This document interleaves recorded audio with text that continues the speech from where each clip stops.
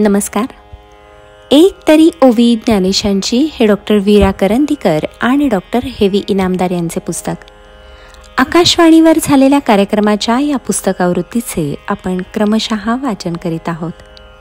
आजचा भाग, पार्था जयांचा ठाई, वैषम्याची वार्ता नाही, रिपुमित्रा दोही, सरिसा पाडू. ज्ञानेश्वरीतील अध्याय 12, ओवी क्रमांक 197.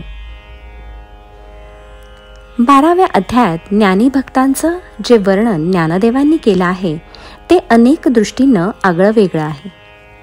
त्यातला एक विशेष असा की एकीकडे अध्यात्म ज्ञानाच्या अंगानं त्या भक्ताच्या मनातली अद्वैताची अनुभूती ज्ञानदेव वर्णन करतात आणि दुसरीकडे ही भूमिका मनात बाणून गेलेला तो भक्त या जगातला व्यवहार कसा करीत असतो त्याचं चित्र रेखाटतात.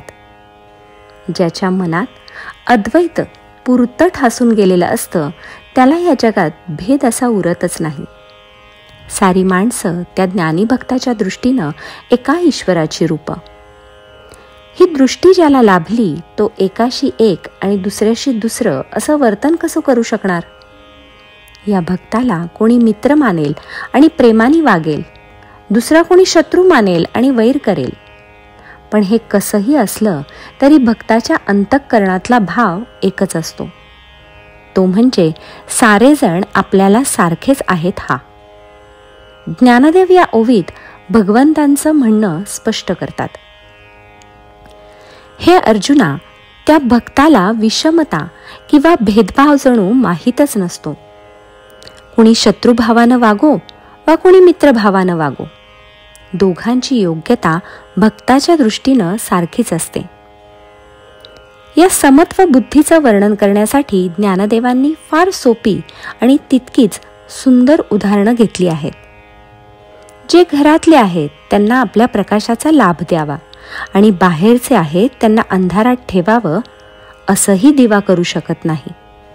तो सर्वांना सारखाच उजेड देत असतो. ज्यानं लावणी केली आणि जो पाणी घालतो त्याला झाड सावली देतं, पण दुसरा कोणी हातात कुऱ्हाड घेऊन बुंध्यावर घाव घालण्यासाठी आला तरी त्यालाही झाडाकडून सावलीच मिळत असते. शत्रू आणि मित्र यांच्याशी भक्ताचं असलेलं सारखं वागणं अशा प्रकारचे असतं. पण हेही ध्यानात हवं की अशा प्रकारे दोघातलं अंतर न ओळखता वागणं म्हणजे बावळटपणाचं वागणं नव्हे.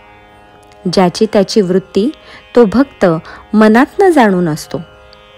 तो सर्वांशी सारखा असतो याचा अर्थ असा की कोणी कसाही वागो, अखेर तो आपलाच आहे असं भक्त मानत असतो आणि साऱ्यांचं कल्याण व्हावं हीच एकमेव इच्छा ज्ञानी भक्ताच्या अंतःकरणात असते असं ज्ञानदेवांना म्हणायचं आहे.